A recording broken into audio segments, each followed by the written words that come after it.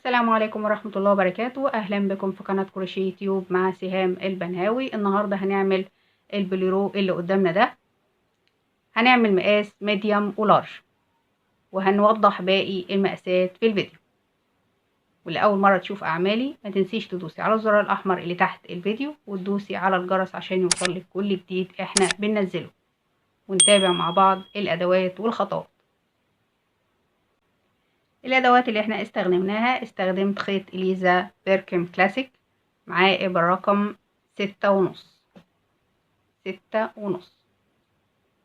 رقم الشلة زي ما احنا شايفين كده 167.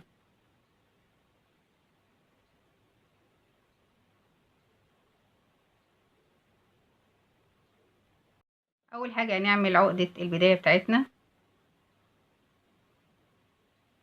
وهنشتغل 113 سلسلة. 1 2 3 4 5 6 7 8 9 10. أكمل وأرجع لكم. أنا كده عملت 113 سلسلة وبرتفع سلسلة. بعد كده في الغرزة التانية بشتغل غرزة حشو، غرزة حشو فوق كل سلسلة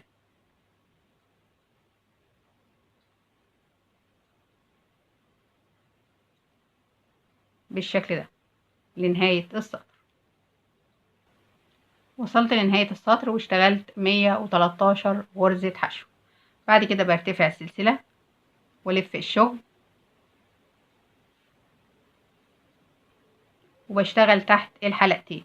اول غرزة بشتغل تحت الحلقتين، بشتغل غرزة حشو.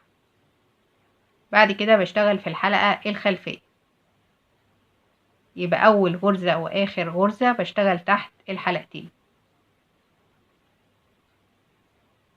والغرز اللي بعد كده بشتغل في الحلقة الخلفية.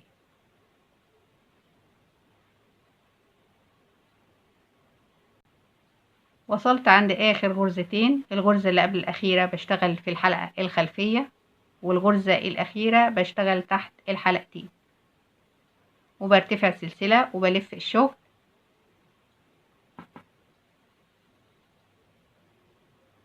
برضو بشتغل في اول غرزة تحت الحلقتين، وبعد كده بشتغل في الحلقة الخلفية.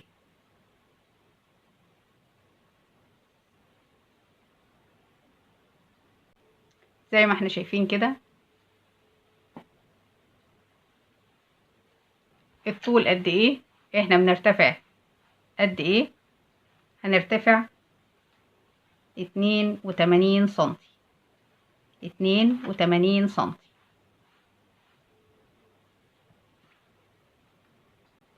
هوضح لكم بطريقة بسيطة. احنا اشتغلنا السلاسل بالطريقة دي في الاتجاه ده كده، اشتغلنا 113 غرزة حشو.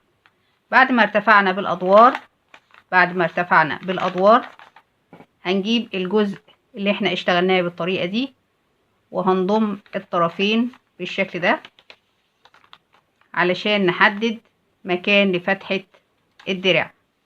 بعد كده هنخيط الجزء ده كده، وهنخيط الجزء ده كده، وهنسيب مكان لفتحة الدراع. كمان مرة احنا هنشتغل في الاتجاه ده، وده الارتفاع بتاعنا، ده عدد الادوار، ده عدد الادوار اللي احنا اشتغلناه. بعد كده بنجيب القطعة بالشكل ده وهنضمها بالشكل ده. بعد ما نخيط الجزئين دول اللي تحت فتحة الدراع هتبقى القطعة قدامنا شكلها كده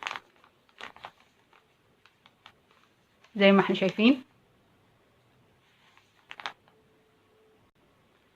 فانا عندي ده الجزء اللي احنا اشتغلنا فيه افقي. هنجيب البلورو بالشكل ده وهنضم الجزئين على بعض زي ما وريتكم في الورقة. هنجيب الجزئين بالشكل ده وهنحدد مكان لفتحة الدراع. هنحدد لفتحة الدراع سمول هيبقى 18 سنتي، ميديوم هيبقى 19 سنتي، لارج هيبقى 20 سنتي، اكس لارج هيبقى 21 سنتي وهكذا. اما الجزء اللي تحت الماركر هيتخيط. شايفين الغرز بالطول تبقى بالشكل ده. الناحية التانية هنعمل نفس الكلام، هنحط الماركر على حسب المقاس اللي انت بتعمليه. بعد ما حددنا الماركر مكان لفتحة الدراع، الجزء ده هيتخيط، الجزء اللي تحت الدراع هيتخيط زي ما احنا شايفين كده. احنا بنخيط غرزة قصاد غرزة من تحت فتحة الدراع.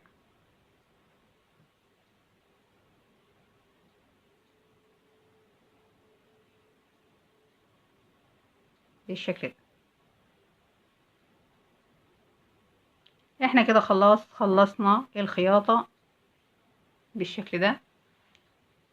طبعا الخيوط بتتنضف في ظهر البليرو. بنقلب البليرو على الواجهة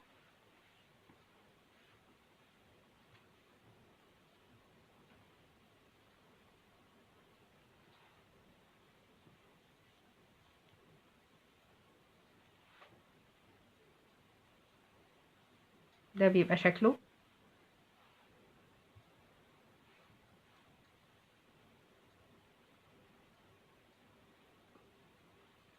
عندي هنا في فتحة الدراع لو انت عايزة تعملي كم حسب الطول اللي انت عايزاه، بتعملي غرز حشو داير ما يدور للطول اللي انت محتاجاه للكم.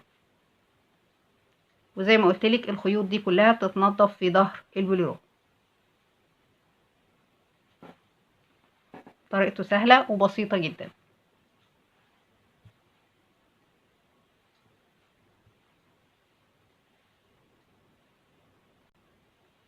احنا دلوقتي هنوضح باقي المقاسات. انا عندي مقاس سمول، هنشتغل 109 غرزة حشو. مقاس ميديوم ولارج احنا عملنا 113 غرزة حشو. مقاس اكس لارج 117 غرزة حشو. 2 اكس 121 غرزة حشو. 3 اكس 125 غرزة حشو. هنشتغل بإبر رقم 6.5. احنا اشتغلنا في الاتجاه ده، فعندي هنا سمول هيبقى 100 سنتي، ميديوم ولارج 104 سنتي، عندي اكس لارج 106 سنتي، 2 اكس 108 سنتي، 3 اكس هيبقى 110 سنتي. يبقى ده اتجاه الغرز زي ما احنا شايفين كده السهم. بنرتفع قد ايه؟ عندي مقاس سمول بنرتفع 80 سنتي، ميديوم ولارج 82 سنتي، اكس لارج هنرتفع 84 سنتي، 2 اكس لارج هنرتفع 86 سنتي، 3 اكس لارج هنرتفع 88 سنتي. زي ما احنا شايفين كده دي المقاسات. وبكده الفيديو بيكون خلص معانا، واتمنى يكون الفيديو عجبكم. واللي اول مره تشوف اعمالي ما تنسيش تدوسي على الزرار الاحمر اللي تحت الفيديو وتدوسي على الجرس عشان يوصل لك كل جديد. اشوفكم على خير، مع السلامه.